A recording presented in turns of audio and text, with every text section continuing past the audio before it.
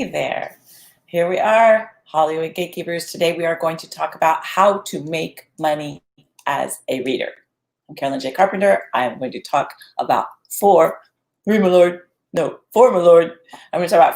to make money as a reader, because yes, it's absolutely possible. So let's chat about it, shall we? And this is all leading to our masterclass. I'm going to guide you through some of this. We talk about this and many other things in our masterclass at hollywoodgatekeepers.net/masterclass. You can dive in, join us. I will stay as long as it takes. It is live, only live, no replay.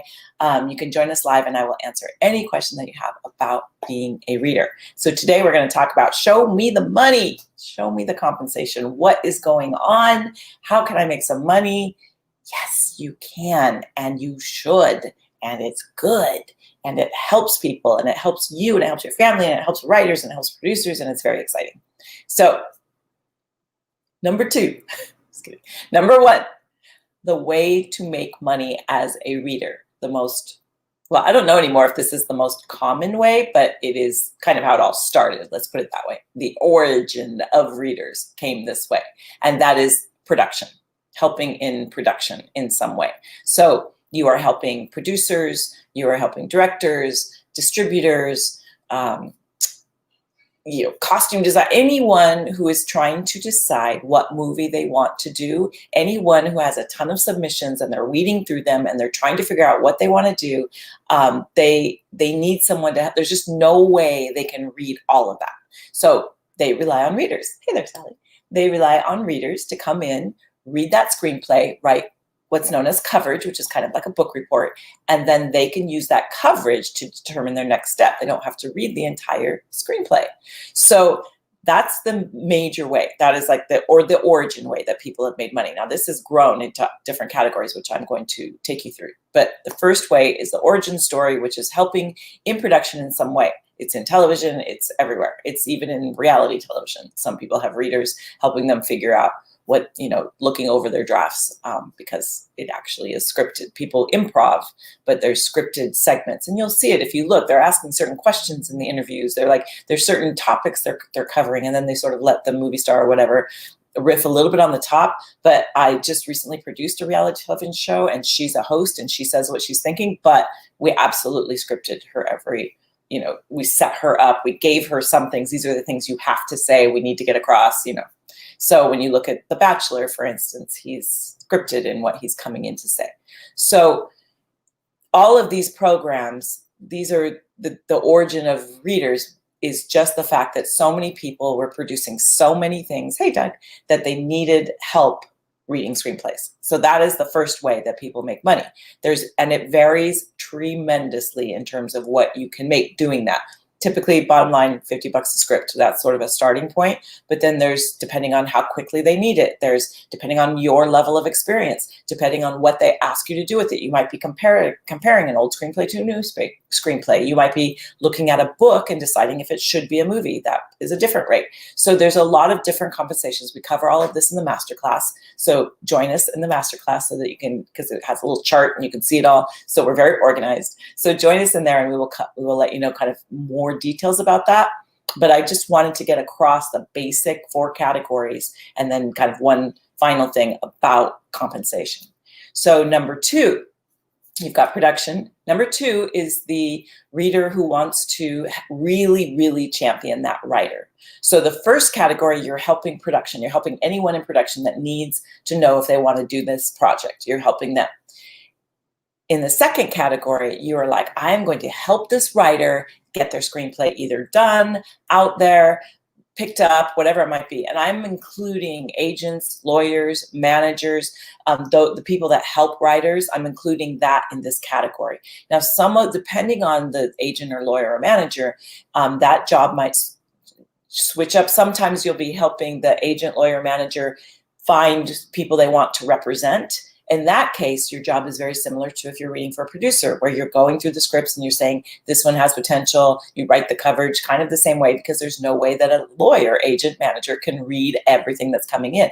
So you are helping them find new writers, but also when you're working with an agent, lawyer, manager. And sometimes you do both. Sometimes they have you, if you specialize sort of in one area or another, they might have you in-house helping the writer get their screenplay ready before the agent submits it to the producer, director, whatever. So as you can see, those are a little bit, well, I think you can see those are a little bit different. That's what we teach, is that the difference between when you are writing a coverage and looking at a screenplay from a writer that's coming in that's being considered, as opposed to being a reader who's reading a screenplay with a relationship with the writer, where you're trying to help them get it prepared so they can submit it somewhere. So if you want to really be the champion for that writer, then that's where you would focus. And so your ability to work with the writer or work with agents and lawyers, the agent, lawyer, manager scenario of that category would be similar to production in that it's sometimes based on volume. Again, if you're reading the screenplays coming in, it would be based on volume. If you're reading the screenplays where you're helping them get ready, it's not based on how many screenplays you can read, how quickly. It's based on your work with that writer. And so that's how, you need to decide, like, based on how fast you read, based on the kind of environment you want to be involved in, based on all of that, you make a choice. So all of this you do, like, every once in a while you might have a meeting, but nowadays I'm sure, the meetings are like on Zoom. It's like nowadays it's all online. I used to have to convince people you could do it online. People are getting that now, how that's possible. So you're in your PJs, basically, through all of this. You can work with the writers, you can work with the agents, directors, lawyers, managers, whoever it might be. You're doing this on your own time, in your own space, typically, meeting on Zoom for meetings. So, and if you can, when things open back up, or even before things are closed, sometimes you'll meet in person. I've had some companies I've met in person. I have some companies I've never met in person, really depended on the company. So then the third category, this has to do with more with you.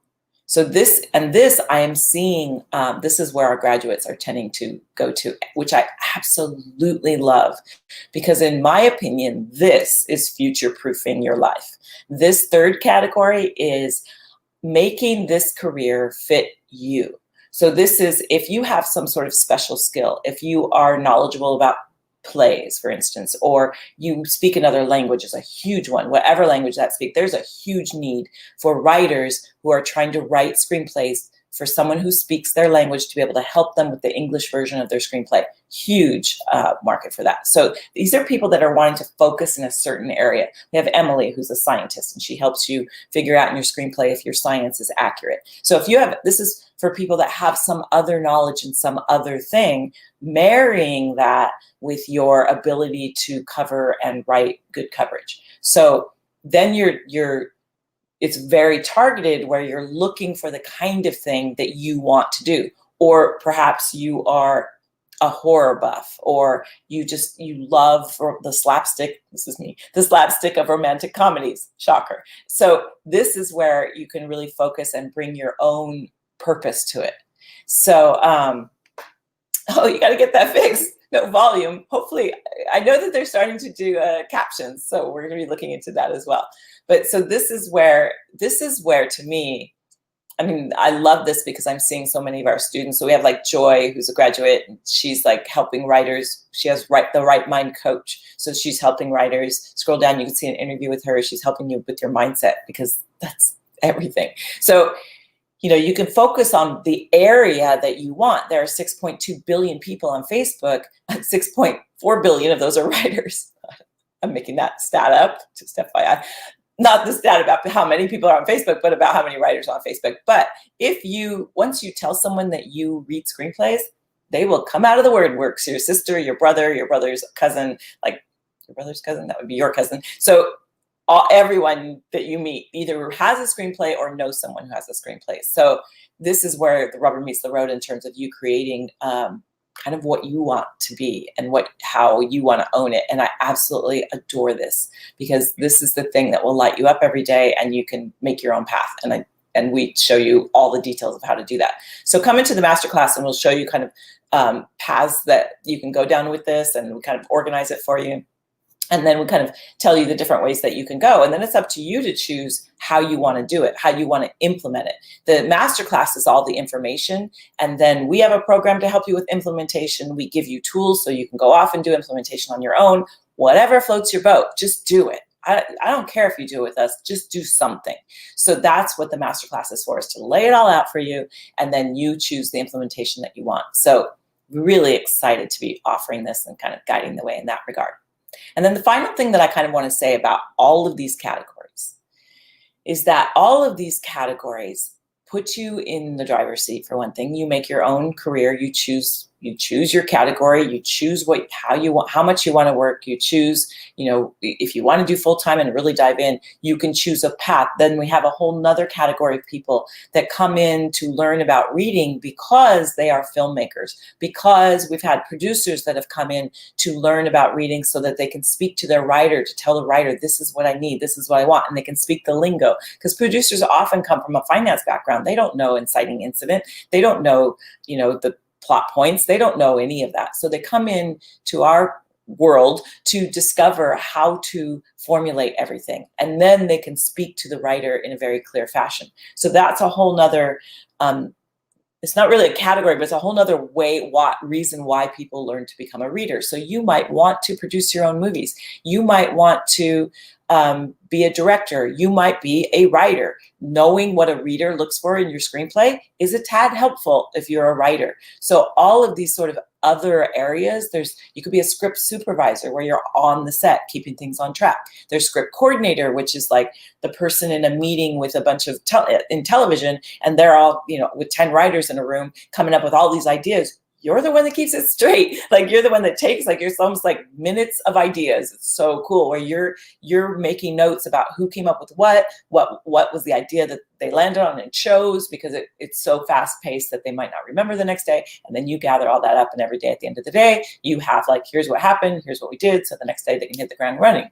Super important job, obviously, right? And think about the sponge that you'll learn about writing in that room. Holy smokes. So that's what I mean, is there's just so many different ways that you can go about it. And all of these come down to you choosing, but they also come down to you choosing a lifestyle. And this to me is the key that people don't talk about. And this is where we double, triple down.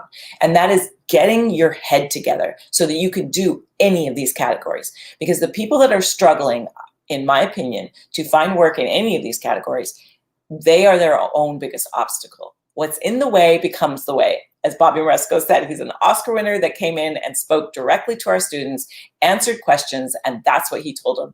Double down on what's in the way. And in terms of and he's talking about story in a screenplay. That's what will make an interesting screenplay. I always take things that make an interesting screenplay and apply them to life. And I apply things that make your life difficult into your screenplay. So it's like, if you can get your head together and figure out what is the obstacle that's keeping you from doing any of these, what is the obstacle that's keeping you from succeeding in any of these, there's something going on and we can get to that.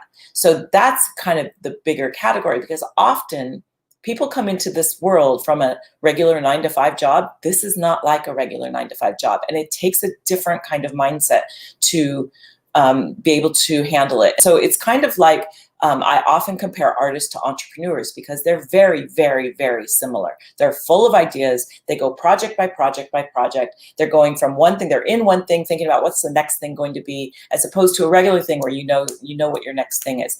Even if you're working for a studio full-time, a distributor full-time, that kind of thing, you're still just by the nature of the job, because in production, they only can do, they've got many movies in different phases, one movie at a time, but when that movie ends, that project's over. So it's like things are constantly changing. There's flux all the time. And it can be very stressful if you're used to a job that's like you clock in, clock out, clock in, clock out.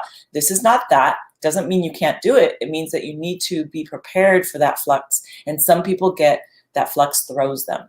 So we help you get your mind together so that that flux becomes integrated into who you are. And so regardless of how you're doing it, even if you are working a straight, steady thing with one production company, one project after another, just by the nature of that you are a reader, and what I said about people asking, hey, can you read this screenplay? You are going to have so much opportunity flowing your way that you need to be able to sort and sift and pick the opportunity that works best for you. So the nature of that just makes it entrepreneurial. The nature of that makes it to where you are just making choices all the time. And so being able to stay regulated, like calmed down, like figuring things out, and being able to know where you live, which category your base is, what your base of who you are and what your values are, and then you can work from there on top of that. Whew. So those are the categories. That's the kind of main thing that I wanted to say about all of those categories. They all funnel into this one place of you choosing, of you deciding what it is you want your life to be. And then from there, you work in one of these, maybe multiple of these categories, and then you can build whatever career you want. So we cover the details of the categories. We cover the details of implementation in the masterclass. So join us, HollywoodGatekeepers.net/masterclass, if I have that banner, but you can see it. And you can join us in there. Oh, I do. So there it is. So join us in the masterclass. Register for the masterclass. When you click on there, it'll show you two options. If you can't make one of those dates, go ahead and register and just watch your email, and we'll send you when we do another one. These are going to be the last series. We do a series of 4 altogether. So definitely check it out. And then no replay. We recommend people show up to things. I think the power of showing up is really important. So show up to the masterclass. We will be there live to answer all of your questions. I'm super excited to see you there. All right, we'll see you in the class. You guys are the best.